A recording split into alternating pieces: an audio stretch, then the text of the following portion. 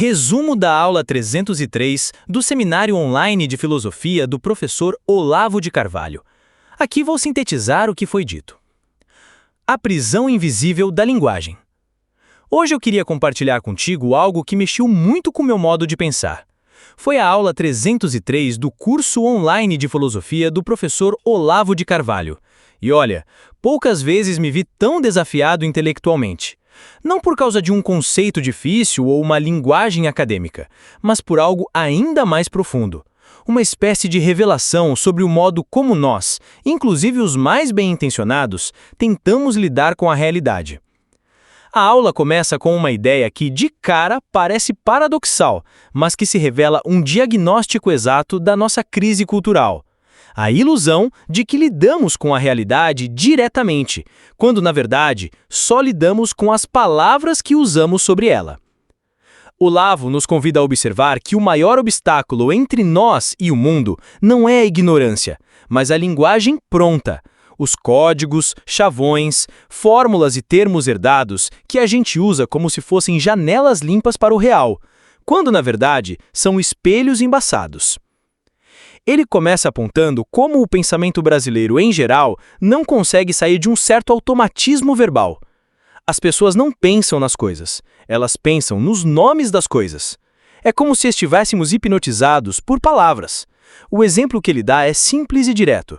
Quando alguém diz democracia, ninguém pergunta o que isso significa de verdade. A palavra já vem carregada de emoções, de julgamentos, de valor moral. E por causa disso, ela para de significar alguma coisa objetiva. Ela só aciona reações. E isso vale para praticamente todo o vocabulário político e filosófico contemporâneo. Liberdade, opressão, ciência, verdade, fascismo, comunismo. Tudo isso virou uma espécie de atalho emocional. A pessoa escuta a palavra e já sabe como se sentir, mas não sabe mais o que ela realmente quer dizer. E é aqui que o Olavo pega pesado. Ele diz que esse tipo de linguagem emburrece, porque dispensa a análise real. A gente para de investigar o que uma coisa é, e passa só a brigar por qual nome ela deve ter. E isso é um empobrecimento gigantesco da vida intelectual. Mas ele não fica só na crítica. Ele propõe um caminho de volta. Um caminho que começa com a reeducação do olhar e do ouvido. Um treino para ver de novo o que é essencial. Para recuperar o uso ritual e simbólico da linguagem, e não apenas o uso funcional e manipulativo. E aqui a aula se aprofunda. Segundo Olavo, a linguagem não é uma ferramenta qualquer. Ela é a ponte entre o mundo visível e o invisível. Entre o que podemos dizer e o que apenas intuímos. Entre o que está aqui diante dos olhos e o que está escondido no fundo da alma.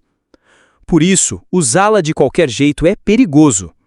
Repetir chavões é como cuspir em algo sagrado.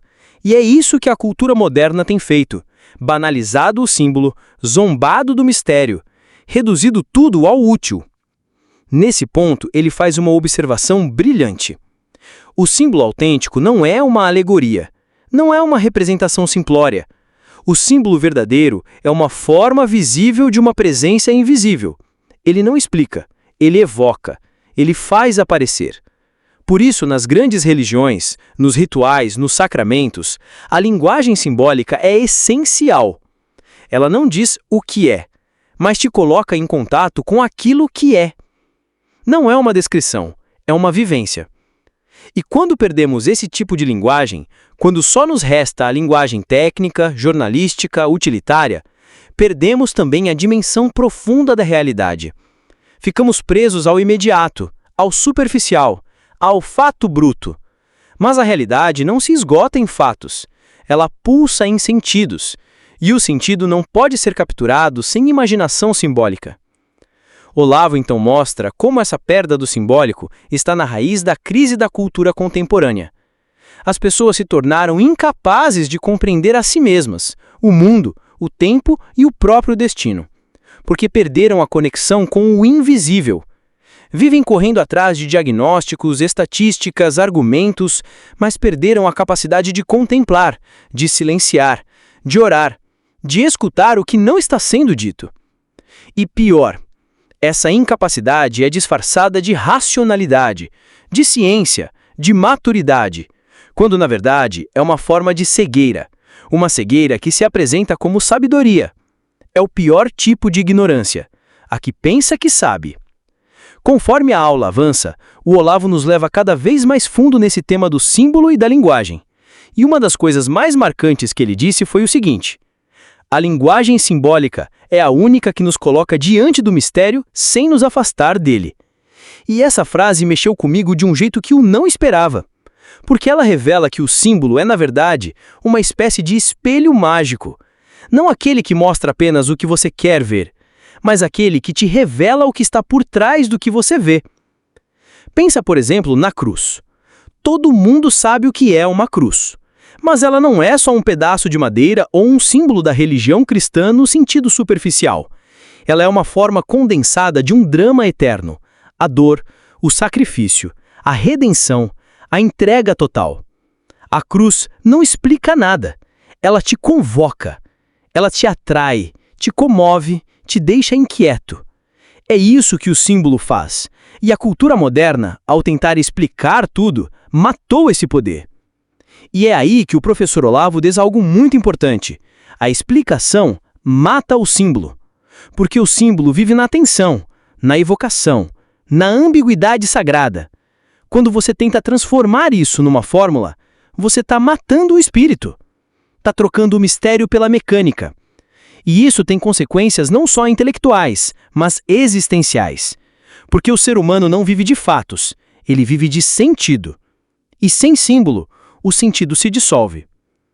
Nesse momento, a aula toca num ponto ainda mais profundo: a relação entre linguagem simbólica e vida espiritual. O Olavo lembra que toda a vida espiritual autêntica começa quando você desconfia da sua linguagem interior. Quando você percebe que as palavras que você usa para rezar, para pensar, para falar de si mesmo, já não dão conta do que está acontecendo dentro de você. E é aí que começa o silêncio. E do silêncio nasce a oração verdadeira. Ele comenta que ao longo da história, os grandes místicos e santos passaram por isso. Chega um momento em que a linguagem comum se esgota, e você precisa de uma linguagem mais alta, mais ritual, mais poética, mais simbólica. Porque só ela pode dar forma ao indizível. E é por isso que o cristianismo se estruturou em torno de símbolos, ritos, sacramentos, gestos e palavras que são muito mais que palavras. A missa, por exemplo, não é uma palestra. Ela é uma atualização do sacrifício de Cristo. E cada gesto, cada silêncio, cada parte do rito está impregnado de um significado que não cabe numa explicação racional. Você pode passar a vida inteira estudando a liturgia e ainda assim não esgotar o que ela contém, porque ela é símbolo, ela é presença real do invisível. E quando o homem moderno perdeu isso, quando trocou o sagrado pelo técnico, o símbolo pela fórmula, o mistério pela estatística, ele não ficou mais racional, ele ficou mais burro, porque perdeu acesso às dimensões mais altas da experiência humana. E é por isso que hoje temos tantos especialistas e tão pouca sabedoria, tanta informação e tão pouco sentido, tanta comunicação e tão pouca comunhão.